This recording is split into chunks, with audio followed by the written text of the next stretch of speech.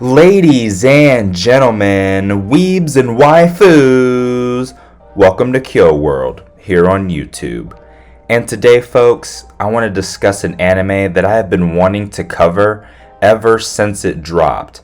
I've mentioned it in passing in a few previous videos, but now it is time to give it the shine that it truly deserves with its own video. That's right, I'm talking Kaiju No. 8. But before we get into it, please go ahead and like, share, and subscribe to the channel.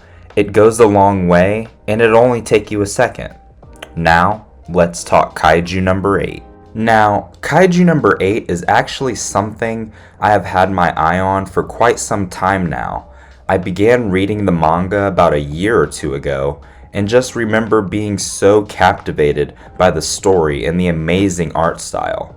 Like I have stated in previous videos, it usually takes an above average manga to really grab my attention, to the point that I will start reading it before the actual anime comes out.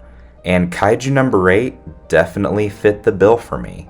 Kaiju No. 8 focuses on grotesque monsters known as kaiju, who are appearing all over Japan. To combat these beasts, an elite defense unit known as the Defense Corps risk their lives to protect the civilians. Once a creature is captured and killed, sweepers are called in to dispose of the remains. This is how we meet our protagonist, 32-year-old Kafka Hibino.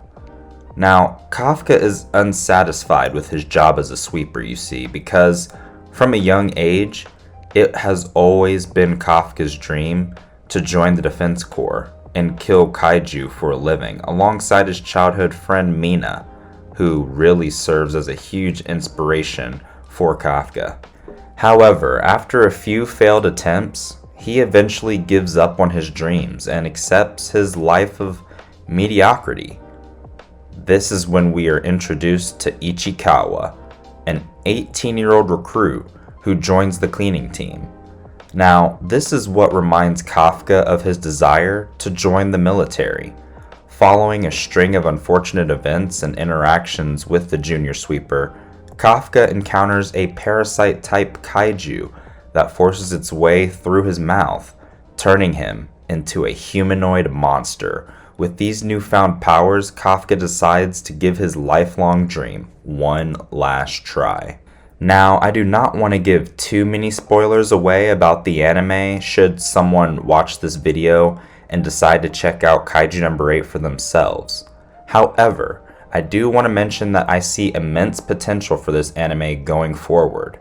Each main character is given a sense of purpose and importance to the story, or they are left in a almost shroud-like mystique and aura that leaves you wanting to know more about them, which is great.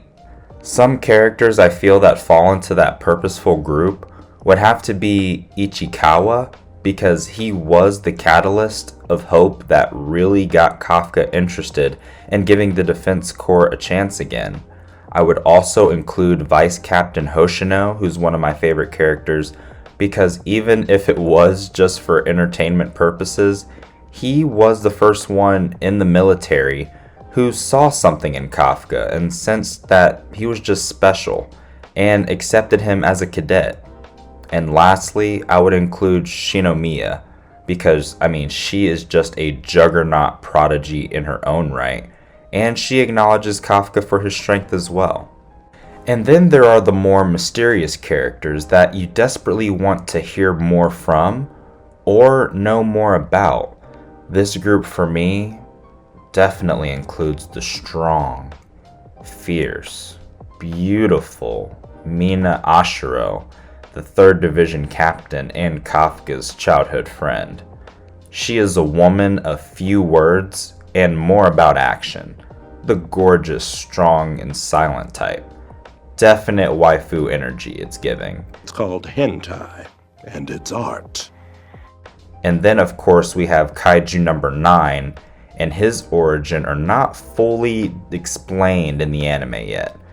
And there looks like a new kaiju has entered the fray as well after the latest episode, Kaiju No. 10. And after reading some of the manga, I am also excited for the formal introduction of Kikaru's father, Isao, who is the Director General of the Defense Corps, because that man, let me tell you, he is an absolute unit. So, final impressions. I think the point of view of the Sweepers is a unique and fresh take for the anime to give. The introduction of Sweepers I thought was pretty cool and innovative for the anime to do, because we never really think about the aftermath of a catastrophic event in anime. All the damage that has been repaired and the mess that has to be cleaned up, no one really stops to think about the other heroes who are there to get everything back to normal. Not to mention all the knowledge of kaijus they pick up along the way that prove to be very useful down the road. You see Kafka's knowledge of kaijus come into play in key instances, such as when he is able to locate where the cores and reproductive organs of kaijus are, and is able to feed that information to his team. I have seen some complaints online, however, regarding the art style of the anime versus the manga, which I would say are somewhat valid. There is definitely a striking difference in detail, but I also show these new animes some grace because it's season 1, so just give it some time. Anime are known to start off one way, and then with a positive reception from the audience, it could garner a bigger budget and thus upgrade its animation down the line. So this is something I am not particularly worried about. I think it will get better with time. All in all, I would give Kaiju No. 8 a strong 8 out of 10, with definite room for improvement, but definitely off to a strong start. If you have made it to this point in the video, a huge arigato to you, and if you are new to the channel, please make sure to like, comment, and subscribe to the channel. And if you have seen Kaiju No. 8 already, let me know who your favorite character is. I love hearing from you guys. And in the meantime and in between time, sayonara.